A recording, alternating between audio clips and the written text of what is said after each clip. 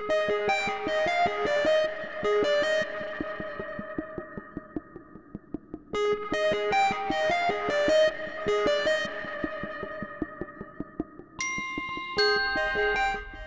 are we going to talk about today is big data in the enterprise. What is big data in the enterprise? What's the difference? It's big data as a concept. We've been hearing it a lot. The problem is, how do you apply it to the enterprise? So what we're going to try is to create the connection between what happens, what are the concepts, and what type of things can we create the parallelism to the enterprise. So a little bit about me. My name is Nuno. I'm Director of Cloud Services for Europe, as well as acting CTO.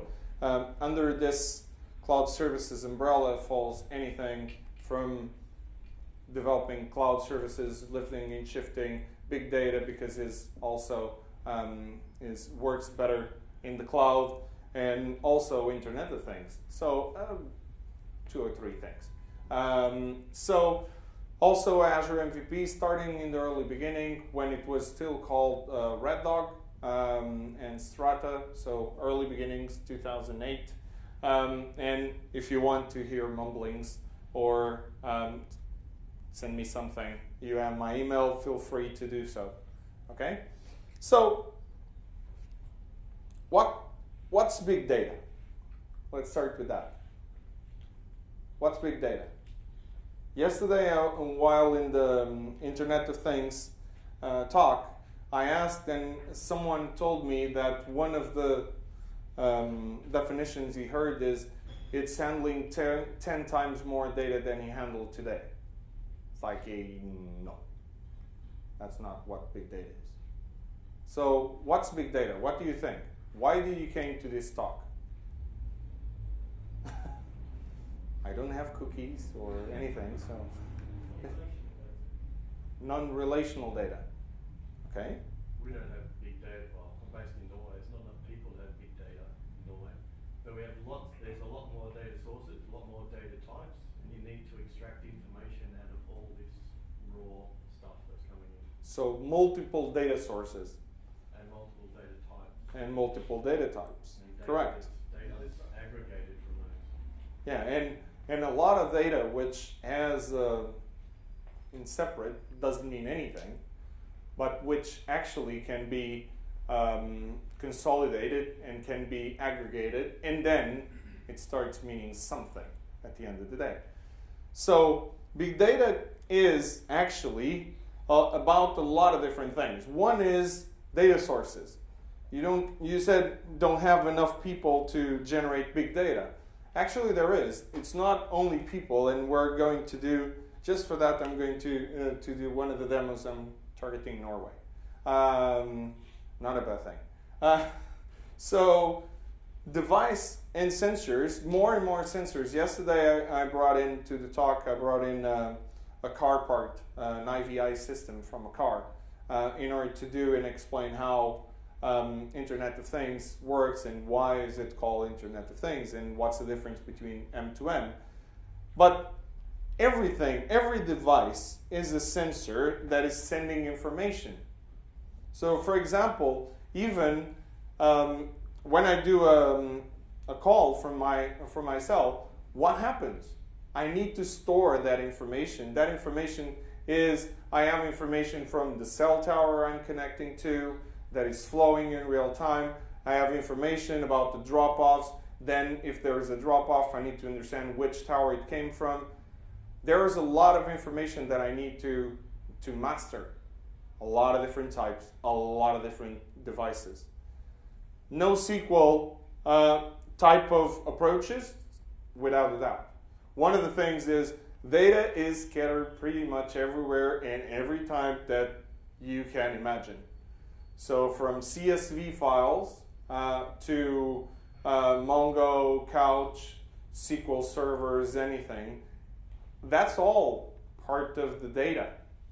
Because what I normally say is big data as a word is a big word, but means absolutely nothing until you understand exactly what you want to do with it. It's just a lake of stuff that you have. So social feeds, everybody when we talk about big data goes and does a social kind of demo. So since I don't want to be different, I have also one of those, but I have some others that I want to show you. Document stores, relational databases, trading desks, or for example, an ATM machine sending information, POS system. For example, in our days, retailers, I've been working a lot with retailers lately and healthcare systems where we walk around in an hospital or we are walking inside a large store and we have sensors following us and we have metrics coming up, data coming up about what type of circuits do I do inside that store in order to then understand, because every brand needs to pay for where they put their products, if they are on eye level or if they are on top, if they have at the entrance, anything. So I can then use that data to help me sell and upsell my parts inside the store. So multiple things, web logs, other integration systems. And some of you were in the talk just before this one, before lunch, of the best practices in Azure. One of the things that I spoke about was CQRS, which leverages event-driven architecture. So everything is an event. Every system should be sending telemetry and telling what's happening. There's a change in state. So I receive a request for inserting a new firmware. I put a message saying an event passes saying I started processing this object, I finished processing this object. While doing this, I connected to third-party systems, whatever, so on and so forth. That is also part of your data. And that's the difficulty, because then it's the complexity about what do I do with it. And for example, in manufacturing, we have about 10,000 events per second in a floor plant. So we have several sensors, sensors like, for example, the humidity, the temperature. Some sensors are to try to understand the patterns of where things are. Some are just to scan. For example, if I'm talking about the distribution system, I want to, where my parcels are coming, I want to understand always where my parcel is in order to be sure where the parcel is going to. So all of those is complex. Clickstreams is about 100,000 events per second. Starts to get a little bit more complex. Stock trading, 1 million events per second. Power and utility, 100,000 events per second. If we go beyond that, and if we start to put our applications, and I was talking on a previous talk, in terms of being self-sufficient and be automated, then we'll go beyond this. And we'll have massive amounts of data. And that's where we are going to. So, having said this, what is the real problem that we face that we need big data for? 3 V's. One is volume, velocity, and variety. So the volume is huge. The velocity is huge. Or the variety is huge. That means I have a data problem and big data can help me. So if I say, oh, I don't have a lot of volume, but I have a lot of velocity in the data coming in. Is this a big data issue? Yes. It's a different type from when I have a data volume, but it's a big data issue.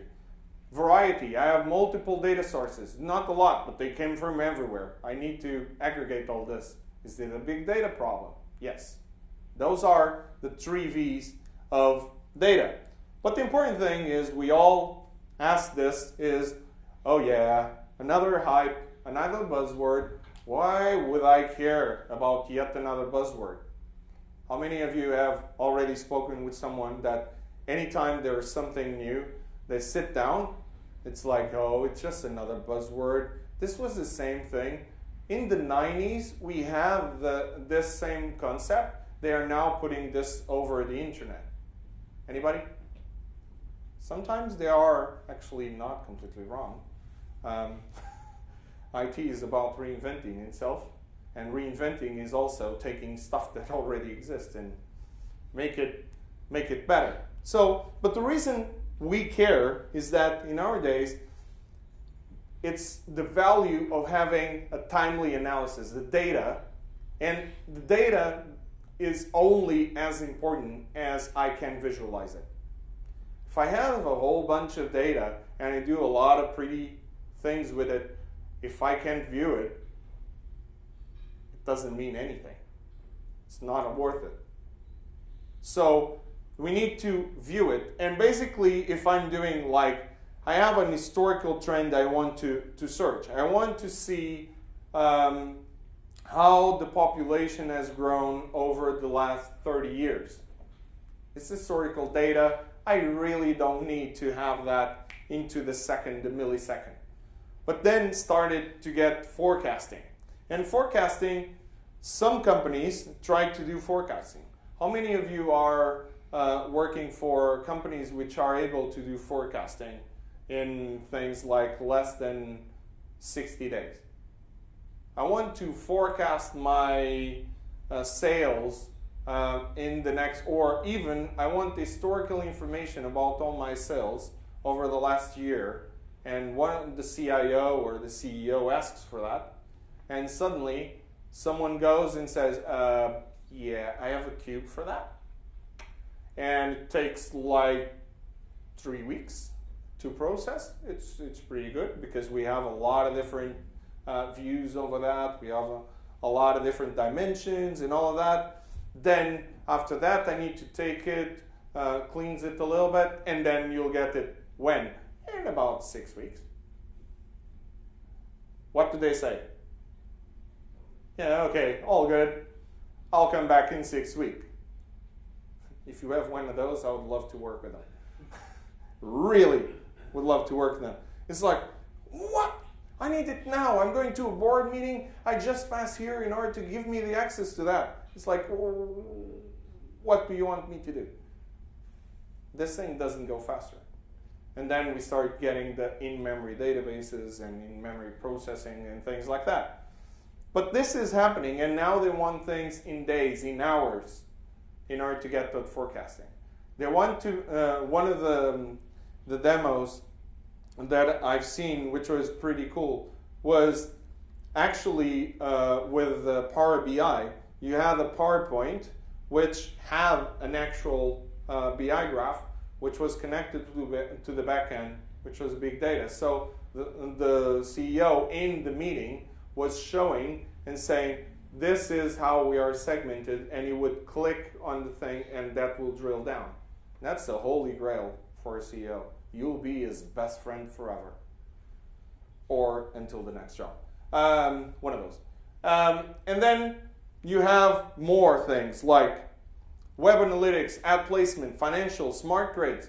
So for example, smart grid, that can wait a couple of hours or days, or we don't need energy at all. Doesn't matter. Okay, I need to understand what's happening and why this happened. Any 30 days in order to process that, it's good. Right? No. So the real trend is that we're getting more and more eager to get the information and faster to get that information. So, and we have some products that are already doing this. So we have the traditional data warehouse, then we got the active data warehouses, a lot of in-memory processing and so on, but they only go a little bit. And then we have the custom build, where in things like, I remember doing a system for a stock trader, which he wanted to, we had two parts. One was historical information that was coming from feeds and feeds of huge amounts. So we have for 5 stock symbols in all the markets, we were getting about 5 million events per second that we had to store. So all that was being stored in a data lake, in Hadoop, and then we were processing that information in order to find patterns. And we found patterns, that was going to UI, you would validate the pattern and say, yeah, that pattern in that case, if that happens again, I don't want to be notified. I want you to do this action, okay? And so that was the historical part. And the historical was in a couple of hours. And then in real time, what he would have is as soon as he approves one of those patterns, that will start to be viewed in real time with the 5 million events happening.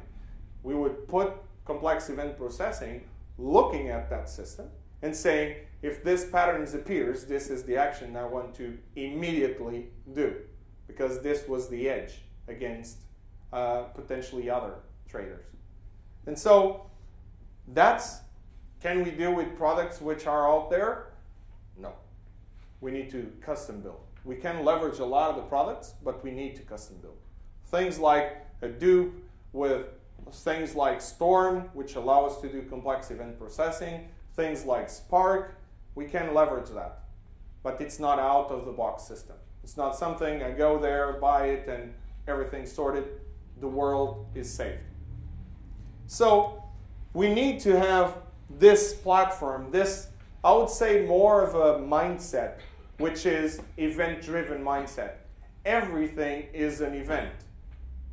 What I'm doing now is an event, is a lot of different events saying the state that this clicker is right now.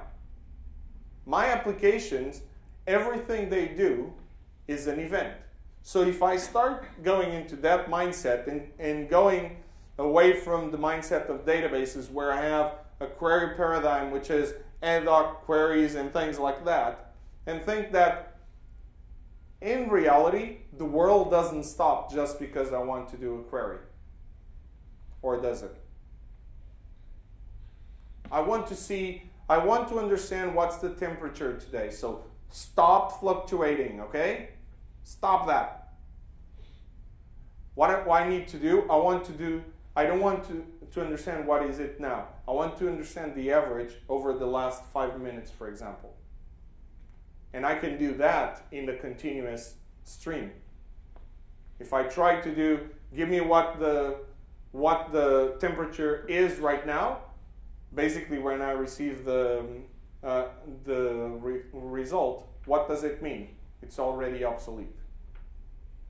So we need to change a paradigm. Is it for everything? No. But we need to start changing the paradigm. So data rate is not what we have is hundreds of events in databases, tens of thousands of events. So for example, in the other talk I was talking about one of the systems that we built that was generating just in telemetry, if we put the telemetry full throttle, that will generate about 10 million events per second, just the telemetry of the application. Why did we want all the telemetry? Because that meant that I could automate everything on that application. I need one person to manage that system, and that person actually doesn't do a lot. Only if there's something out of the box. So if I have a performance that goes down for something, I have a process which is looking at that stream, continuous stream, and says, this is not behaving, go to the secondary storage account. This area is not behaving, go to the secondary location. All automated. That's how data centers in the cloud work. Everything is a sensor, everything sends information, and we look at the continuous and the patterns that are out there. That's how we can automate things. So, which scenarios? Normally we think event-driven is only for financial. No. Operational analytics, logistics. So things like, imagine I'm from FedEx and I want to track all my parcels in real time, which is getting more and more important because it depends also on the type of parcel. There are parcels which are very, very sensitive and everything, and very costly also, so it's important to have that information. So that's also important. It's important, for example, if I'm in the automotive industry, it's important to optimize everything that we're using. So every single machine that is being used in the construction should be sending an event. In order for me, instead to react to something, I actually have the information about how that machine is working and if it needs a replacement. For example, Tube of London is actually leveraging sensors, millions of sensors, operational systems, which is sending the information about how are they operating, and they can actually in real time track how is the specific part in the tube in order to do a proactive approach and solve the problem even before it happened. Does that make sense? Did you know that? They are using that, and they are using that. They are using Azure Intelligence Services in order to do the backend. This is how powerful and how in our all day-to-day IoT and big data solutions are, and we don't even notice. Is that a good thing that we don't notice that technology is being used? Is that a good thing or a bad thing? Should technology be visible or not? I'm seeing some people saying no, 3 or 4. In the company which is not an IT company, in a company, should IT be transparent or not? It should. If it's not being transparent, something is wrong. And that's something we need to understand what. There is a disalignment between the business and the IT. IT is a facilitator. So if I'm being blocked in any way, I need to understand why. Is it my requirements which are completely nuts? Or is it because we don't have the right tools in order to achieve it? But IT should be transparent for the business. So, having all this, I ask again, what is big data? Do you have another opinion now? So, as usual, one of the things I did is Wikipedia knows everything. Right? If we don't know anything, we go to Wikipedia, knows everything. So, big data is the term for a collection of data sets so large and complex that becomes difficult to process using on-demand database management tools or traditional data processing applications. Did anybody understand what the hell that was? I have no clue what the hell that was. That's the same thing as saying it's 10 times the data that you process today. Go away. It's not. It's again, volume. What was the other one? Velocity and variety. Those are the 3 V's of big data. There are some that defend there are actually 4 V's, which is veracity also. The reason I don't put the 4th V here and nobody is in agreement is because the 4th V, the veracity part, is only possible to get there if you aggregate the data. Then is when you understand if it's true or not. The data is real or not. So again, volume, velocity, variety. But when we talk about big data, and the reason why I say big data as a word is a very big word and pumpy word that everybody talks about, is amazing. We have big data services. We're experts in big data. We are this and that. And then you go and say, what do you do? I do a dupe. It's like, yeah, that's not the exact same thing. So big data, we have here in blue the biggest categories. Those are the landmarks, how to define big data. So how do I analyze? So remember velocity. How do I analyze? Real time or batch? That gives me the velocity. And the velocity of how things are going to be processed and how things are going to be received. Then I have, for example, variety. Both data sources and content format. Is it structured? Is it unstructured? Is it semi-structured, like a document DB?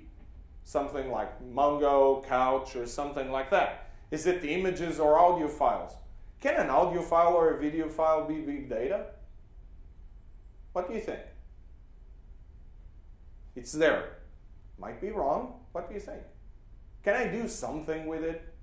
Yes. For example, we're in the city that has more CCTVs in the world. So yeah, it's big data. Imagine that now I have a system which goes, and actually we have already an artificial intelligence system learning and understanding what the typical patterns it should be looking for in terms of, oh, there is a riot starting, there is some confusion starting or anything. And now he's using that to put in real time on top of the video in order to say, hey, there's something here that normally goes to... This is more and more looking like Minority Report. I don't know if you're... Anybody like the Minority Report video? Yeah, it's not bad. I've seen better, but yeah. Has some interesting things. So other things, data type, data frequency, the volume of that and the velocity of that. Is it on-demand feed? Is it a continuous feed? It's continuous and real-time feed. Is it time series? Because big data, we can actually, when we talk about NoSQL, is NoSQL one part of big data or not? What do you think? It is. Because one of the things that big data brought is the ability for us to understand all of those elements and say, this is a time series. So imagine that I'm working in the telco industry. I'm an enterprise. I'm a big mobile operator. And basically, I have the top-up information. Is the top-up information relational? No. It's time-based. It's a time series database that I need. Oh, but I have CDRs that I receive every day. I receive the CDRs with the information about what calls people made and everything. Is that relational? No. That's a document-based. It's a CDR. It's a structured, it's a tab-based, tab-separated file. So it allowed us to actually separate that. And how am I going, what type of processing? When people say, I'm going to do analytics on that, which one of them? Predictive? Historical? What exactly are you going to do with the analytics? Because I can have predictive, prescriptive analytics also. So I need to define what's the methodology I'm going. Analytical, social network analysis. Am I going to do location-based? What am I going to do? So one of the things in the enterprise, in order to be successful when doing and using big data and starting to take advantage of it, is before starting to do anything, the strategy needs to define what exactly are the data sources that you're going to have and that you're going to start to use. And you don't need to use everything at the same time. But what are they? What are you trying to achieve? So what's the volume of data that I will work with? What's the velocity of the data and what type of analytics am I going to do? And what's the variety of that data? And that can be a mix of a lot of different things. So for example, if I go with Hadoop, I can put the Hadoop as a data lake where data comes from NoSQL databases, SQL databases, and so on and so forth. But here, it generates a problem in the enterprise. Because I can have big data run on-prem or in the cloud, in the public cloud or private cloud. I can have a Cloudera distribution and managed service or anything. One of the things which is specific is, what do we know about big data? It's big. And it needs to scale. Where do I scale better? If I leverage the cloud. Now that generates the typical conversations of, and there was a talk in the event about that, big data and privacy. I don't know if you attended. So that's one of the things in the enterprise is, oh, but I can't leverage that. I can't go into the cloud and start leveraging big data and leverage the public cloud or something like that because of the several compliances that I need to have. Right? You heard that. Is that the true statement or not? It depends on how you see it. It's a true statement. Not everything can go into the public cloud. Agreed. There are other types of clouds. There's public, there's private, there's hybrid, there's community. 4. 2, everybody's done agreement. All the others basically is Wild West. So when we go there, it's like, okay, so I can't use it in the public cloud. Can I leverage private? Yes. So I'm going to private cloud. And by the way, why can't I leverage the public cloud? Have you do any of you work in an industry where it has concrete compliances? Which type? Defense sector. Yeah. How many? Which levels? On the IL levels? What level of? Well, I'm talking about the classification of data. Okay. So how many levels do you normally use? Unclassified, restricted, secret, top secret. Okay. Typical 4 or 5. The typical is 4 or 5. In financial services, the same thing. You have 4 or 5 levels. In healthcare, is the same thing. But in that case, and in the defense sector is 1, which is there's a lot of things which definitely can't go in there. Documents, if they are top secret, they can't. It's true. It's a fact. If they are top secret, if they go in there, they can potentially go in there, but the level of encryption needs to be very, very good. There are actually governments which are leveraging the public cloud. The way is to have that encrypted in a whole lot of different ways, and then how you manage the keys. I did one for a defense defense sector in one country. I'm not naming which one, and basically there is in the public cloud, but the manage of the keys is how things go, because in that case how it was encrypted is completely different, and how do we manage the keys is completely different. But the other one was what sector? Financial services. How many? 4? We use 3. So financial sector, an interesting one. So when we go to the financial sector, one of the things is there is information, there are several types, so 3 types of information in this case. And the same person, maybe sometimes in the same system, I have the 3 types of information. Or sometimes I have a database and I say this table is level 3, so it can't go there. And so we basically go into the schema and say, what if I take this column out and it suddenly goes to level 2? What if I take these 2 columns out, it goes to level 1?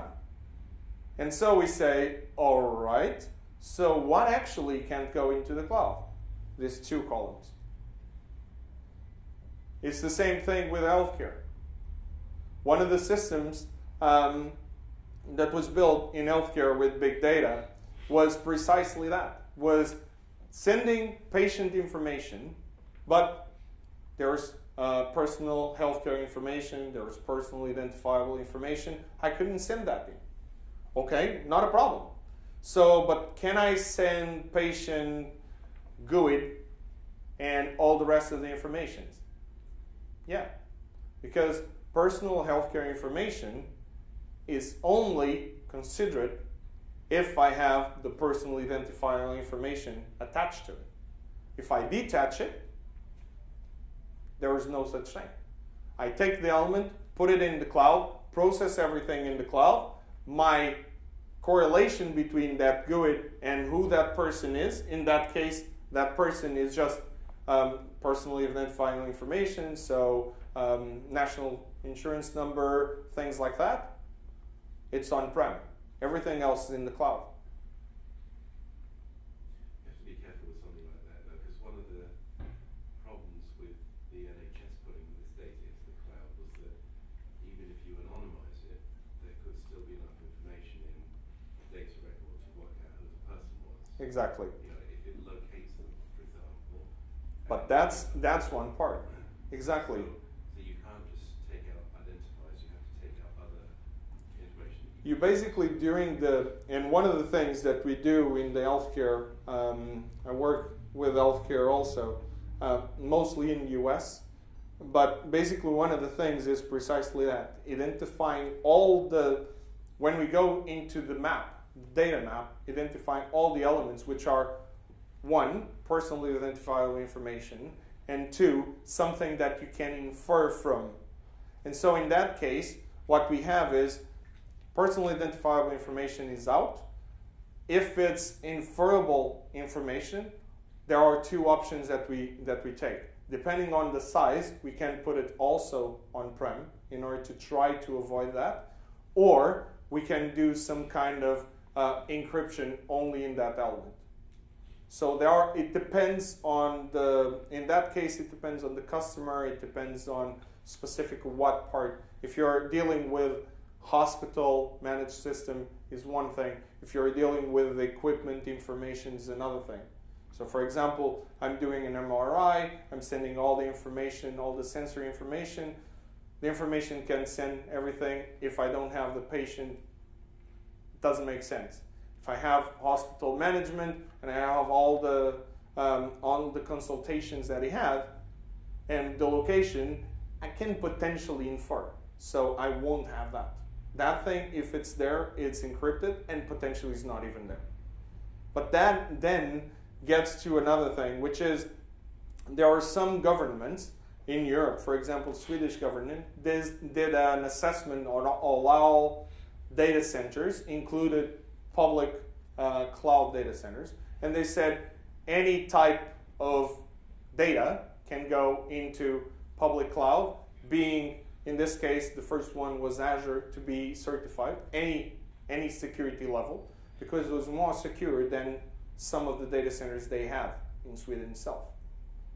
So it's all about trying to understand what's the constraints. And big data is not, oh, I'm in the enterprise, I have compliance issues, so I can't use it. No. Again, it's being, it's innovating. It's thinking outside the box and thinking, this is what you need to understand any point in time. You need to understand exactly what is the piece of data that doesn't allow you to take advantage. And in that case, in some of the cases, we have the hybrid where we have a private cloud where we, for example, NHS. In that case, I will have a private cloud which has all that information that I don't want to put in the public cloud in the location somewhere in UK, and then I will have all the rest in the cloud. And when there is the calculations, I'm leveraging MapReduce kind of objects. So I'm eating small pieces at a time. So I do the aggregation on one side, I do the aggregation on the other side, and then merge them together. And that can be achieved. So, and that solves the problem. Yeah. Sorry, you said you've done work for a defence company, I'm not going to try, but how did you get around the regulatory constraint that there has to be an air gap between the internet and your network? So it was interesting because this work was for managing courts and processes and and everything. So in that case, one of the things that that we have to use, we have a similar type. Different countries so have different things. So we have that part, but when we went into detail about exactly, and sometimes is sitting down with someone from the regulators or having patience and time to go through all the regulations and see exactly which detail. And in that case, what we discovered, and then going with some people that is subject matter expert, we discovered that we can, if we have the keys need to have that airspace. The thing which is encrypted doesn't need to have their airspace. So in this case, what we have is the keys are situated in a very location that has their airspace, and there's like 3 and 4 levels where the keys are. Because in this case, this is, you have some countries have, in UK, I don't know, because I don't have the identity from UK, but in the Portuguese and the US, we already have. In UK, I think also has, you have the chip, the smart cards. So they would basically, the judge would basically put this smart card, which has a certificate, his own certificate, and he will sign it.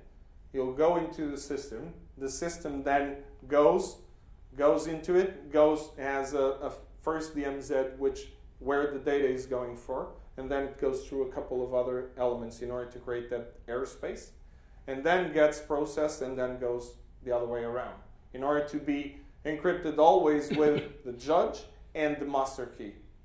Because one of the things that we discovered, the first demo that we had, was pretty cool. We did everything, and actually the judge we were working with, he lost his ID card. And we only have that encrypted with his ID card. So it's like, oh crap, all my demo went because of this. And this might actually happen because they then did an analysis, and the number of people losing that thing was unbelievable. And he said, okay, we have a real problem. And then they can, in courts, you can have, for example, you have a large lawsuit, and you can give access to the independent parts to different people. And that's the problem, is if I encrypt everything at a time, how the heck am I going to give access to a different people and say, this part of the document, you can use this public key and things like that. So it's possible. It's basically, you need to create a couple of data lakes before you reach the other side. But yeah, that was the way we worked around it. So it's important to do that. And so it's also important to understand that in different layers, batch and real time are different. In here, I'm talking about the size of the data. When I'm talking about batch, oh, I have massive amount of data. I have 10 petabytes, exabytes, whatever. In here, I'm saying that the data, oh, I have this much data in minutes, hours, seconds. It's different. It's different how we do the analytics. The analytics is done in here on gigabytes, so I receive that petabytes of information, and I do the analysis, and I get like a couple of gigs. When I'm in real time, I have like, I take this and I analyze in intervals, in ranges of minutes, seconds, hours, whatever. So it's significantly different because the decisions, while in here, normally we're taking a lot longer because we're talking about the size of the data. In here, decisions need to be taken in seconds. And in some cases, some financial service cases, some airline management needs to be done into a second. I would really love if airlines start to do more decisions in real time, like not losing planes, for example. That would be nice. And that needs to happen in real time. So for example, one friend of mine, We were, and he chose a really bad time to tell me that. We were flying halfway in the middle of the ocean, and suddenly it was, hey, I did a very cool project recently. Oh, what it is? Oh, it's basically cool. Oh, it's actually this, on one of these planes. We were flying on an A380. So it's one of these planes. It's pretty good. So when the plane was being built, we received the information from the wind tunnel, and then we fed that information into an MPI system, and we did the calculations and the processing. We understand the patterns, and we created the system that stabilizes the plane when there is some kind of issues during. So if there is a turbulence, the plane starts to do that, and if it ends like this, they build the system which stabilizes the damn thing. And I'm like, I don't know if, so I know where you work, I know the quality of the work, I don't know if that's a good idea. I don't know if I feel safe now that I'm flying into that plane over the sea. Are you crazy telling me this now? And suddenly, we actually go through a turbulence. And he's like, do you want to see? Do you want to see? And I'm like, so suddenly the plane starts shaking, and we end up like this. And suddenly he's like, you should be kicking off. You should be kicking off. You should be kicking off. And I'm like, shut up! And suddenly he kicked off, and he hangs, yes, it doesn't have bugs. And I'm like, okay, I'm not flying again with you. You need to shut up and don't tell me things like that. So if I would do something for planes, I would never tell anyone.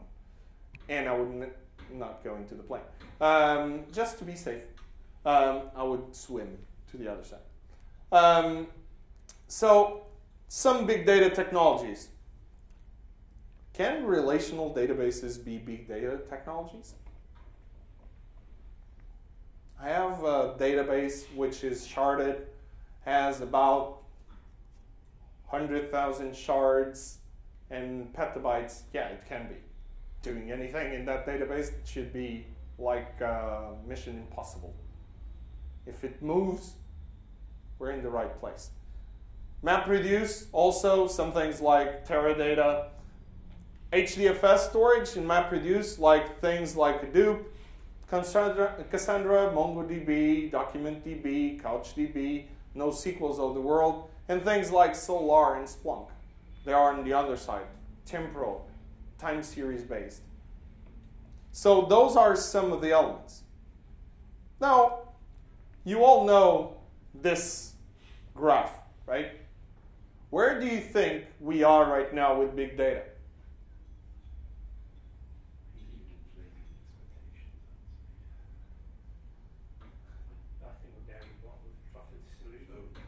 I think we are right now pretty closer to the disillusionment, because last year I had at least 5 events where my company was talking about big data, big data, big data, big data, and it could do everything. At some point I was talking and I was almost certain that if I had a baby, big data would wipe the baby and clean it up and do everything. That's how cool big data was. Then people start and enterprises start, hey, this is really cool. I'm going in real time understanding the churn, doing churn analysis on my systems. I'm going to understand exactly who are the people that are leaving me. I'm going to correlate people that are calling, looking at my website, and doing some other crazy thing, and I'm going to get that in real time. That's absolutely awesome. Then I can connect and interact and automate the system and do upsell. That's brilliant. I want that. And what did they get? Hey, so here's your data. Here's a Power BI. Knock yourself out. And it's like, that's not really what I was expecting. So I would say we're somewhere here, close to the bottom. Because it's the inflated things. And in the enterprise, if I'm a small company, those kind of things are very agile. I test things, very agile, and I understand really what they can, and I can move on. In an enterprise, if I go to a big enterprise, it's like a big ship turning. If I'm in a speedboat, I will do this, and I turn. In a large boat, it takes a little bit of time to turn. And if I start turning and suddenly I see, oh, I shouldn't be turning, that's another big time in order to turn back to the course.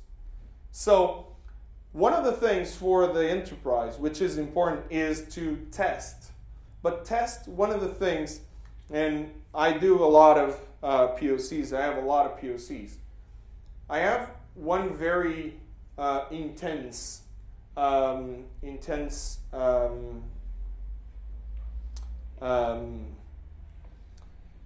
name for POCs, because they prove absolutely nothing.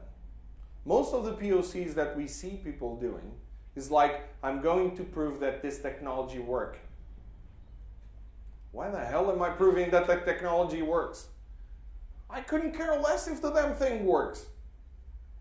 It's there, it works. Now, does it work for my problem? Oh, let me get the lowest hanging fruit. That's my preferred from the sales team. Oh, what's the low hanging fruit? Why? Are you hungry by any chance? What's the low hanging fruit? No, what's the thing which is not in the critical path, but it's important enough to prove that I can steer my ship that direction? That's what I should be proving.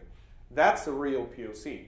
So a POC of saying, I'm going to get your web logs and present you a pretty dashboard, what did that prove? That I can do dashboards with data? Cool. I would never remember doing something like that. But doing something which is, I'm going to get information from 3 little elements, and I'm going to try to profile your customers, and then, based on that profile, I'm going to recommend and to start predicting what they would be interested. And then you will track in the next 30 days if they buy one of those in order to validate that. And suddenly you start to see that information, and suddenly you say, it was not a critical because I didn't have it before, but I proved that I can join all of this together and actually have a result. And then I can evaluate the result, if the result helped me or it didn't help me at all. And so in that case, then I can decide, do I steer or don't I steer the boat? Does that make sense? So that's one of the things. So the critical asks that we need to do, critical questions, is things like, how large is the data stored? How fast are things coming? What's the time frame for the response? What type of queries? Again, there are things like, if I already know the type of queries, so I know what type of reports the CEO is going to get, or the CFO is going to want to see, right? So why can't I pre-prepare the results, the reports? Does it really need to be with this second information? That's one thing. What about if it's with the information till 30 minutes ago or 20 minutes ago? Is that workable? Different industries have different standards.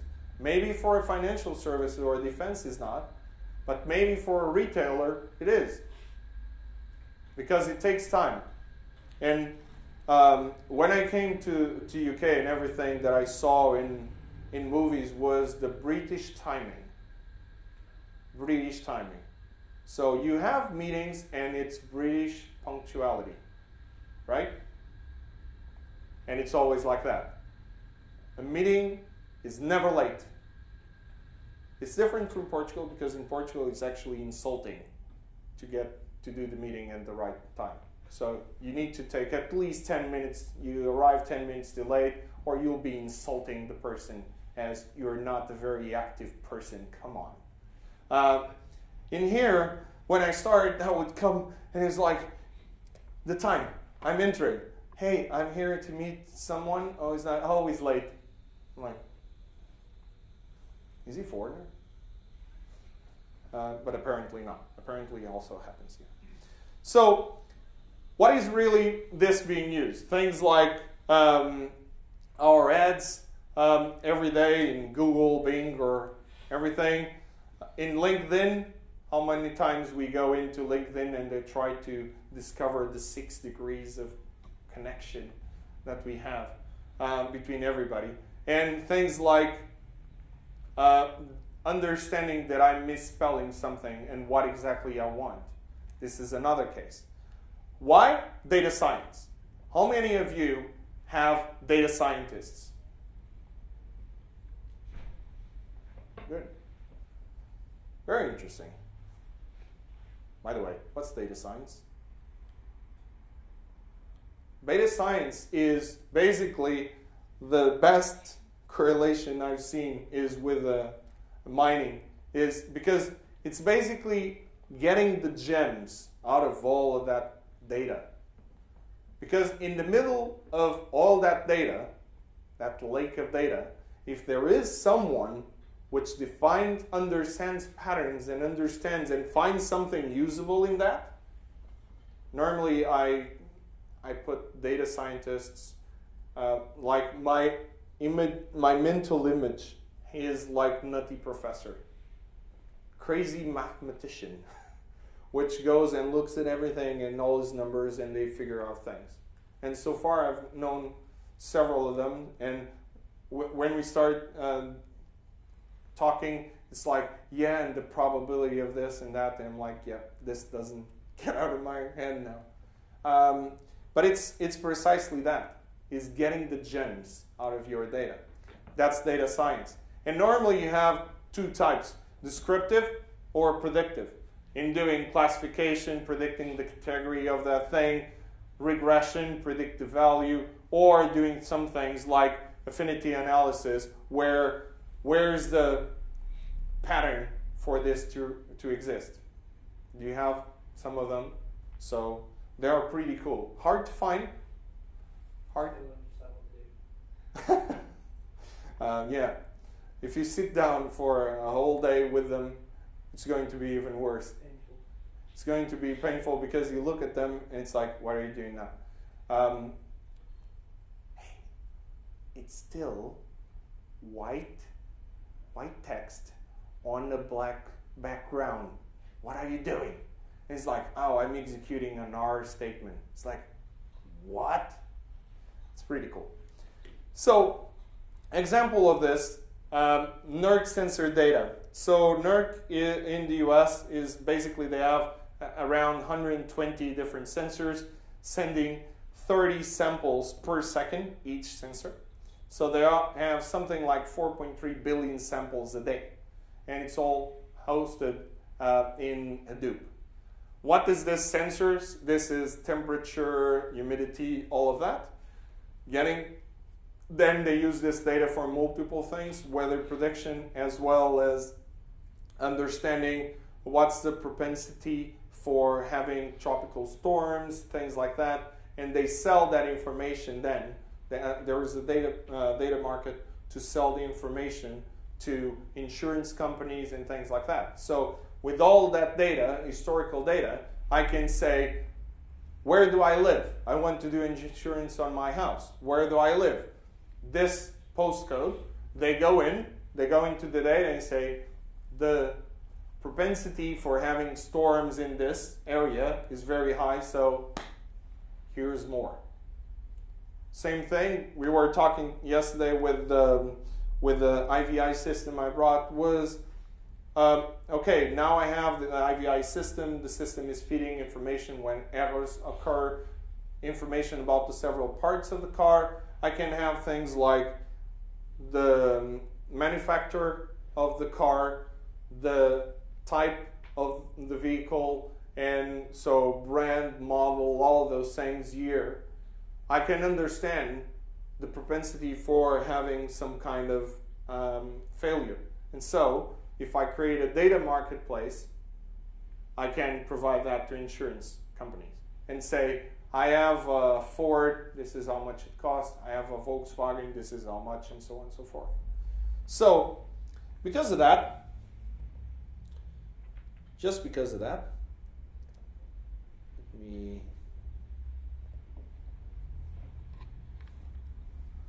this is an example. Hey, what's happening here? This is an example of a big data system. So what this is doing is, for example, they receive information about all the complaints there were, and all types of complaints there were in vehicles in the US. And so what they did is now create the visibility. And don't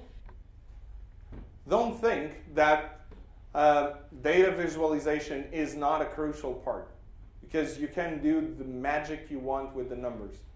If it doesn't seem flashy, if it doesn't show exactly what people want, it's not worth it. They will say, oh, all this money for this, and you try to explain, oh, this is what's doing. It's like, it's not showing anything interesting. So, for example, I can see, imagine this now being sold to an insurance company. I can see, okay, Fords by model, Ford Explorer in the US, in terms of fail, which are the components? So airbags were the ones that failed more. Remember not to buy a Ford Explorer. I went to myself. Powertrain. So if I go to a Volkswagen, because I have a Volkswagen, none of those, but doesn't matter. Airbags again. 16 were because of crashes. Yeah, normally that has that effect. If you crash the car, normally. And where exactly does that happen? So where did those crashes and most number of complaints? So I can now use that, and this is a type of visualization which I can get to, for example, an insurance, someone which is selling insurances, and say, what's your car? What's the car model? What's the year of the model? And then I can understand where's the state. I can understand a little bit more what the price should be. Does that make sense? So which of the V's is the data that's underneath this? Is it volume? So this is volume. Right. This is volume, huge amount of volume, because this is petabytes and petabytes and petabytes of information that is there. All the complaints that were done in the US since 95 till 2014. So it's in this case is the volume of the information which created. There was no velocity here because this is not a real-time system. But if we go to a real-time system, so I showed this yesterday. Who wants to give an idea about what are those spots? Anyone? Streamlines? Street lights, no. Toasters. Yeah, that would be a funny one. So this is basically a map, which is in real time, map of, come on, of sensors, all the sensors which are connected to this network in the world. So you have things like this, if I can catch it, damn thing. You have sensors, and this part is a transport. So this is basically a buoy, the Northwest Castle Rock cement buoy. And this is what the buoy is a tsunami buoy. The elevation is 0. I have no clue what this is. No, it's not this that I want. Pretty sure.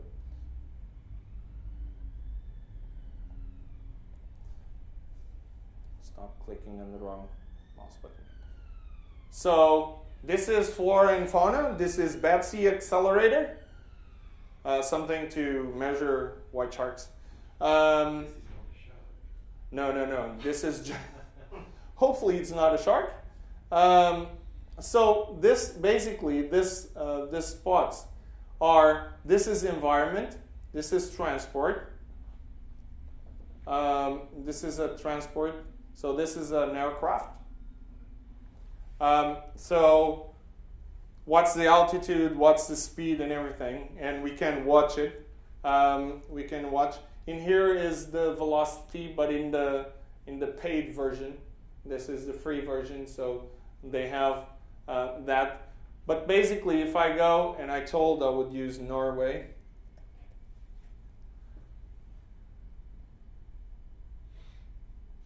So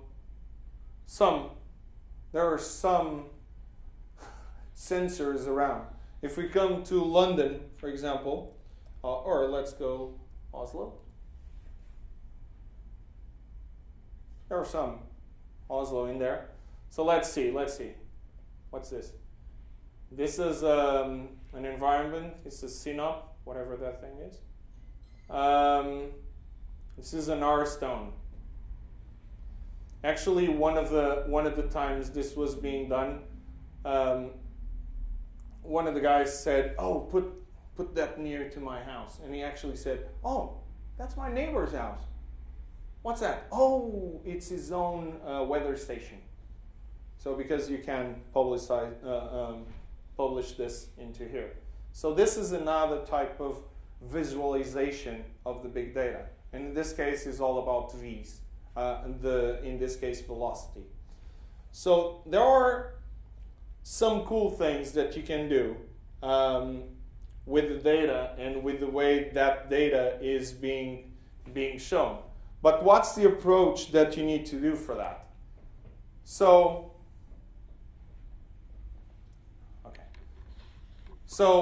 the approach for that is you have 3 steps on big data. One is aggregate first, then you enrich, then you analyze. And the next one is how you visualize it. So you aggregate, so you receive from multiple data stores, you aggregate the data and do a data cleansing on the data. Then you go and enrich it. Basically, you try to do queries in order to aggregate those data and enrich and create, you can, as a parallelism, you can think a different table which now has fields that come from multiple different sources. So you enriched that data, and then you analyze it. So where does the data science happen? First, what the heck are we going to aggregate and how? Then the enrichment part is slightly less complex, but then it's how we analyze, how we capture that things with machine learning algorithms and things like that. So they are better together, cloud and big data, because the way cloud helps you solve the 4 V's is important. One part is, how does cloud solve the volume? Basically, by allowing you to have systems which is highly scalable, they also allow you to have a massively scalable event streams. So it gives me the power to scale up or down and adjust to the stream that is happening right now. Because the same way as I'm building a data center, which is, oh, I need to support the peak. If I have a data stream, I need to support the peak of the data stream. But that doesn't mean I always need that. So the cloud provides you to, allows you to have that and increase the computing power. Also helps with the velocity. Sorry, can I just yeah. on the scale? That assumes presumably that not everyone using that cloud is going to want scale at the same time, because then they will run out unless they can create new.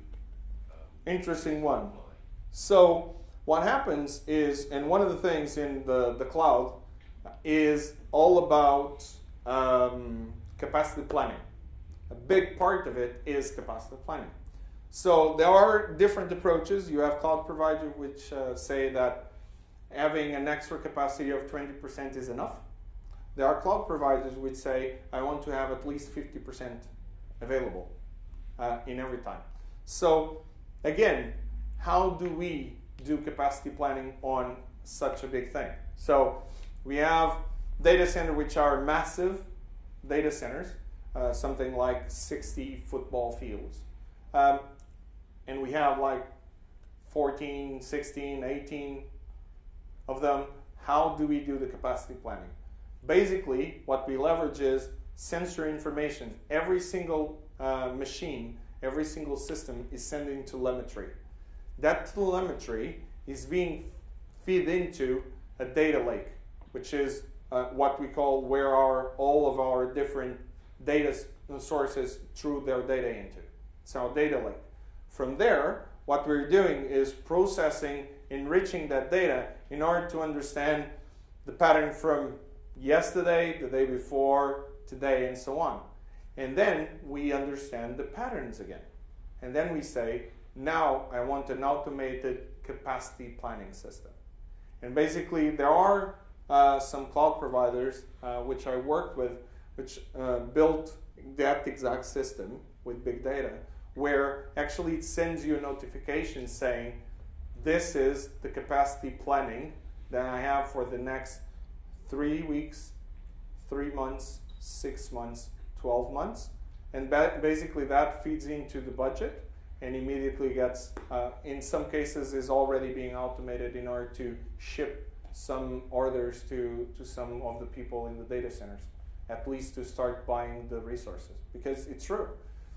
It's not unlimited resources. It's as big as the data center is. And every now and then we see that happening. So you can use that for predictable things, like the Americans announce their farm unemployment numbers once a month or something, and that causes a burst of trading on the market. So you know that's going to happen, and you can plan for that, presumably. Yeah.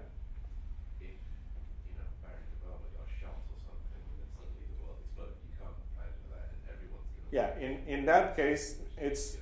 So the planning, the way capacity planning is done in that case is, so it understands the peaks. It doesn't work with the peaks. It works with the averages. It makes sure that, okay, I have this peak here. What's the average? I'm going to try to make sure that I handle those peaks, the worst case scenario, and I'm going to put a little bit on top also.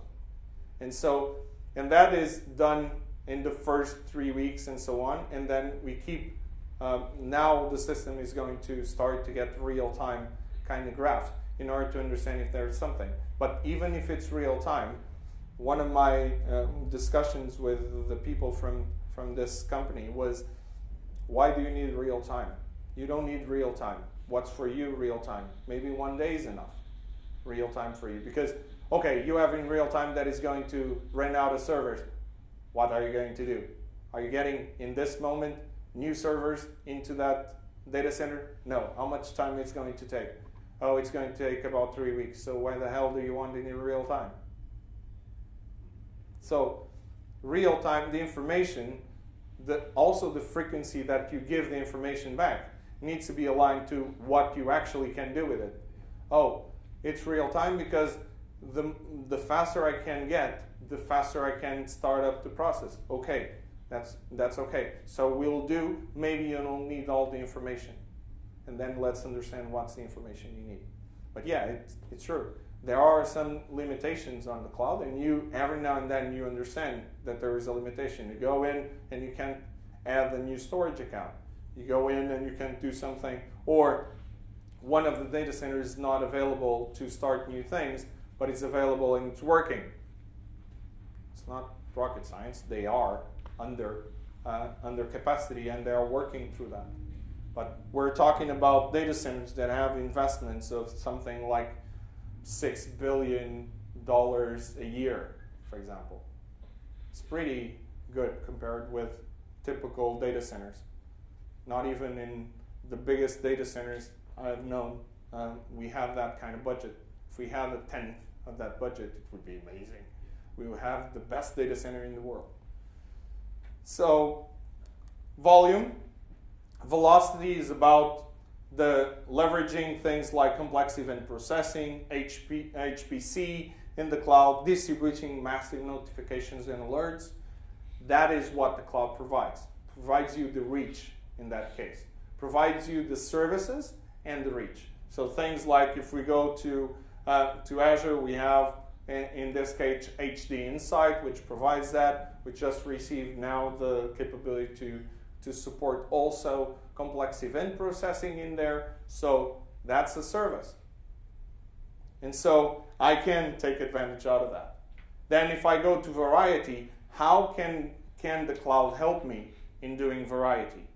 I can do, because based on that, based on the scale, I can adapt to the high performance. And since I have multiple sizes of my VMs and everything, I can actually adjust based on the spike that I'm getting.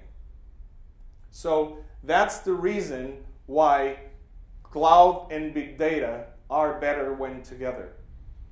And cloud doesn't mean only private cloud, public cloud or private cloud. So you know the several different levels: public, private, hybrid, and community. There are more and more community cloud gov. There is healthcare clouds coming up, specific vertical clouds. But at the end of the day, and to finish, at the end of the day, this is what every business enterprise is looking for. So don't take your eyes off the ball. It can be the best, coolest technology ever. This is what they are after: increasing the profit. And there is only two ways in order to achieve that. Do you agree? You either increase your revenue or decrease your costs. There is no rocket science there. You can have all the data scientists in the world. You can't do anything if you don't change those. So that's the real business value of those things. So in this case, let's do some examples. Any questions so far? Have I bored you to death so far? Not yet. Keep trying. Okay, fraud detection. What do you think? Is it fraud detection? Is it, if we go, is it a volume or a velocity kind of problem to solve one of the fraud detection systems?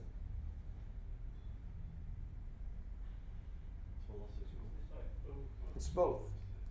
Right, because I have multiple data sources, the anti-money laundering systems, which are providing, which very helpful. There are organizations which have this system. Customer transactions, which are coming in massive amounts of systems. So coming in massive numbers. And we have techniques. One is doing statistical analysis. The other one is doing artificial intelligence. Why? In order to understand there are some patterns that are simply impossible to have. If I have two transactions with the same card in a set of minutes or hours or whatever in different countries, that's probably not something you would even want to be bothered about, because it's like the same person can be in two places at the same time. Quantum leaps is still not there. And so what we have is, in this case, the high-level architecture was, I have the anti-money laundering services systems, consumer transactions. All this was feeding into an event channel or an event bus. So this is millions and millions and millions of messages going through. And any type of system, what we did is, and the beauty of event-driven is that in order for you to integrate, you just need to create an adapter which receives whatever thing comes from here and translates into a message that sits in the bus. So go in, and there were two types. The artificial intelligence, which was here, so that was the data lake being fed. Every event is stored in the data lake because I want to have those transactions. Because if I need to say that that is a suspicious event, I need to prove it. And so I need to store it. I have a MapReduce in order to understand patterns and everything, but I also have artificial intelligence. I also needed to have learning algorithms and intelligence to identify, is this a suspicious transaction or not? And then we would say, this is suspicious. Someone would validate and say, yes, this is suspicious, and that kind of pattern, if it happens, is always suspicious. And so what that is feeding is that this now, the result of this AI, is what's being captured here, in this case. And so those patterns, as soon as they are validated, we are having that as the complex event processing that we're looking in real time. And if they happen, they immediately, depends on the severity, you'll get a notification, an email or something from Amex saying there's a suspicious transaction. If it was you, click here. Or if it's something worse, then the authorities will be notified of it. And this is all with latent Dirichlet allocation and neural networks, which, have you worked with? It's pretty damn cool. And I have no clue how to do anything, but enough to be dangerous with. At least that's what my robot says.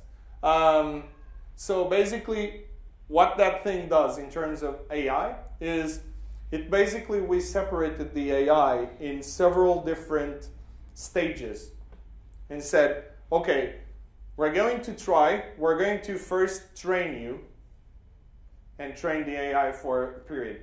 And so you will understand what the people were saying and which values they were putting in. Based on that, we enter the second element, which started in a pre-production way, which started doing the scoring. And then someone was actually looking. But then we said, when it goes to production, I want you to score. You're still training. I want you to score. But then I want to analyze versus the error margin in order to make sure that I'm not marking stuff which is unreasonable. And at least sending to the police information that there is a problem very severe with that car, then suddenly say, oops. There is not, I was just joking. They normally don't like that thing. And so they basically then generate the candidate events to be suspicious. So this is pretty cool. MapReduce happens everywhere, and that's what's feeding into the neural networks, the learning networks. So how did the cloud help and big data help here? The cost. Basically now, because we have more information, what we were able to do is to reduce the cost of identifying what the frauds were or the potential bad type of transactions that were, and that actually reduced two things. One, the cost of the system itself. The other one was reducing also the number of complaints and the number of money I had to return because of that thing had been already paid. And that was the business value. So every time you do something, and that's one of the things that I've learned in the industry is precisely that. Every time is you need to keep your eyes on the ball. Is at the end of the day, it can be the best system in the world. If it doesn't generate some revenue, nobody would care. So last example is customer engagement. So for example, imagine this is Xbox. We're going to sell Xboxes or a game. And basically, pre-games, and that same happens, for example, with Apple. Used to happen a lot more, I would say. Which is, before things come out, start leaking information. Leaking stuff. Oh, some image of the new phone leaked. Of course it leaked. We don't know. Anybody work with marketing? Yeah, everything leaks. It's amazing. There are controlled and uncontrolled leaks, but it's pretty cool. So we start leaking things, and we start analyzing what the impacts are. What is that going to do for us? I'm going to be able to plan what my stock will be. For example, with Xbox, started to a lot of events showing the new Xbox One, showing everything, and the pre-orders were already through the roof. Everything was out of stock, only coming back in December or January or whatever. And suddenly, because they were looking to the customer analysis, they actually increased the production of those consoles, and they were able to surprise the customers, improve the customer experience, because they sent in the day of launch to at least twice the number of people there were when they pre-ordered that were told to they will have in that day. And that is customer experience. And when you get there, and that is something that Apple has. But there is also one of the things that I've learned in that space, which is you never want to not be sold out on the first day. If you only have 2 units, just put one for sale. Do a big buzz, put one for sale, one guy buys it, and you say, I'm out of stock. And everybody on the next day will buy a big bucket of them, not even knowing why, but they will. So you discover some interesting, actually you start to do some AI yourself also. So in that case, this was several data sources, social media, Twitter, Facebook, even the online stores where you have the pre-orders, receiving pre-orders. Some were at the real time, some were actually only daily, things like that. Putting that into a storage and providing batch processing in order to create the capacity planning and feed that into the production lines, and also providing real-time computation in order to have sentiment analysis. So there are some companies which are doing this very, very well. You go on Twitter and you say, this company really, and you suddenly get a call back. Have you guys had that? There are some things that some companies which are doing that really cool. Because there is actually studies saying, and when you're in the enterprise space, you need to, one of the things I like is going through studies on that space is, you need to understand that the same people that go and write in Twitter or Facebook or anything, if you call them on a certain period of time, if you call them back, they will actually post back that they were called, and how surprised they are. And in terms of impact, based on studies and based on a lot of big data, the impact is at least 10 times bigger, the impact of them sending the second one than the first one. The second one is forgotten. So your brand actually got stronger because of that stunt. And yes, there are stunts like that done on purpose, as any marketeer knows. So in this case, what we have is we increased revenue. Why did we increase revenue? Because we knew exactly the customers we have, exactly what they wanted, and so we could go there. So when we go into big data for the company, in summary, we're talking about 3 things. We need to get the right data in the right type, in the right visualization, at the right time. And this is only the triple threat, only works if it's to the right person. If you show the right data at the right time to the wrong person, nothing happens. So big data in the enterprise is all about these 3 things. Big data is volume, velocity, and variety. True. For the enterprise, everything that matters is independently what to do. You need to get the right data in the right format, right visualization, at the right time to the right person. If you don't do it, then forget it. Anything you did on big data is not worth it. They will not value what you did. So if you keep in mind, one, what big data really is, for that you need to understand what's your problem statement, what you want to do, what type of problem are you solving, volume, variety, velocity, and how am I going to use it, which type of processing, and make sure that you get the right data to the right time to the right person, then you'll be successful. And then you'll have a successful big data strategy for your company. Thank you. Questions?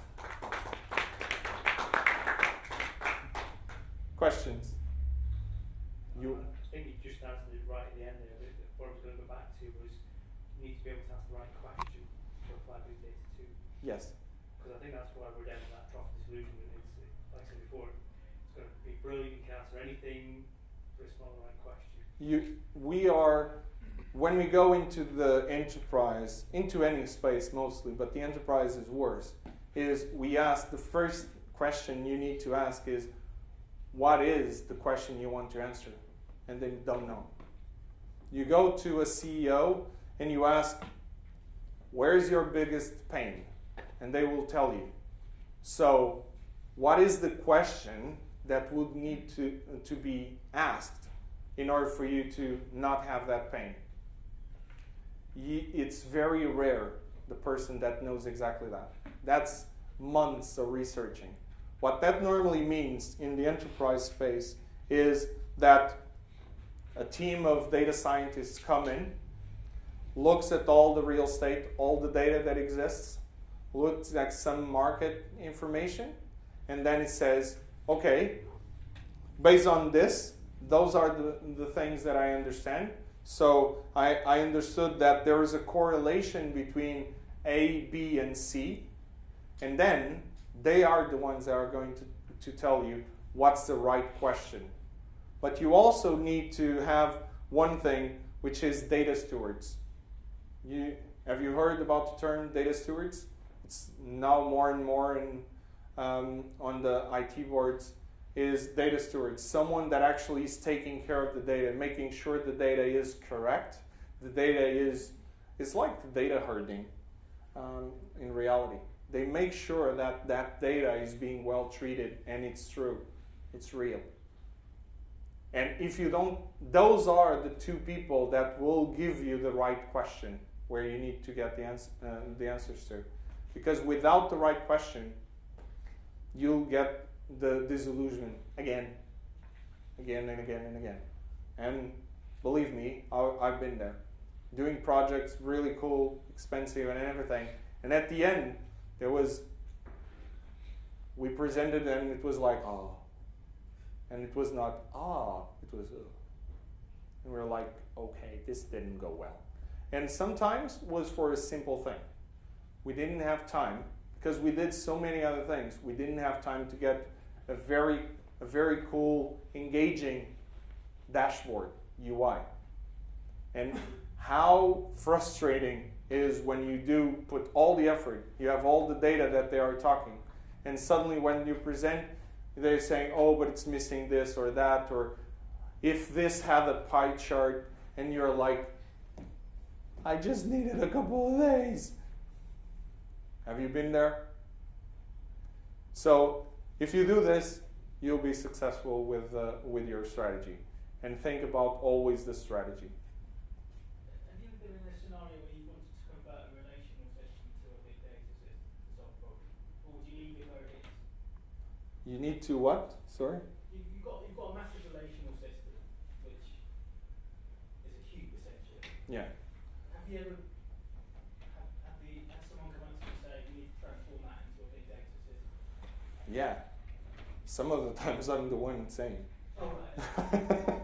Some of the times I'm the one saying. And some of the times is big data can be, you have active data warehouses and you have things like in-memory data warehousing, where HANA, for example, SAP HANA is one of them. Sometimes that actually solves the problem, or solves a specific problem, and you don't need to, okay, you need to put massive amounts of money, but you don't need to make a massive transformation. In reality, the best strategies is, before you start to do this, you should do a type of data assessment. Is understanding not only, I have this cube, which dimensions am I looking? How many, what type of views am I looking at for? What, from which type of angles? And then, where is the data source of this data? Is the data source coming from the right place? Can I optimize that? And so it's a complete data assessment. It's basically, a lot of people were talking about the MDM as a mobile device management, but there is also MDM, master data management. And a lot of, there is a trend now about enterprise data APIs. So you create data APIs that sit on top of the data, you expose them, and then with enterprise API systems, you basically consider them as a product, and customers subscribe to it, you trial them, and things like that. In order to do that, the first thing you need to do is look at your, I wouldn't start with your cube. If you have a problem with the cube, probably the issue comes from before the cube, where the data is from. So it's the cube. You need to change the cube. No. I need to first see where the heck this data comes from. Let me try to understand. I did this for a telco and a healthcare already. They were doing the same thing. I had one colleague that said, you need to convert this cube into big data. We'll put this into a data lake in Hadoop, and we'll do the data warehousing there. It will help. Will it solve the problem? It's like when you get a splinter on your finger. I can take the part that it's outside. Does it help the real problem? I still have the damn splinter. So you go before and you analyze, and it's a phased approach. You solve the first problem, which is where the data is. Is it relational? No, because until a couple, even still now, everything to a lot of people still seems to be relational. Even if we look at the database diagram and there is no relationship whatsoever. So first do that, and then you move to the next one. Yeah. That's why normally it takes very long to process. Every time, so I work with a data warehouse system where one of the cubes took 6 months to run. 6 months to get an answer.